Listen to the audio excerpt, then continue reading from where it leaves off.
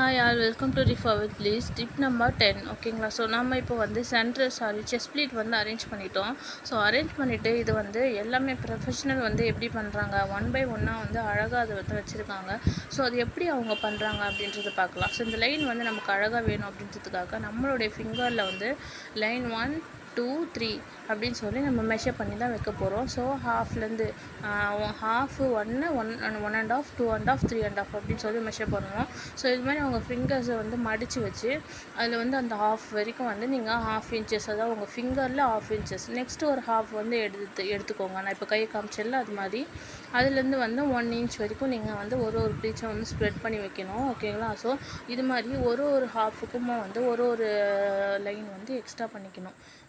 Steaming iron box இல்லை அப்படின்னு சொல்லி நம்ம கவலைப்படவே வேணாம். பிகாஸ் நம்ம இது மாதிரி ஒரு ஸ்ப்ரே பாட்டில் யூஸ் பண்ணி அதில் வந்து வாட்டர் ஃபில் பண்ணிவிட்டு ஸ்ப்ரே பண்ணி விட்டோம் அப்படின்னா நமக்கு ப்ளீட்ஸ் வந்து நார்மலாக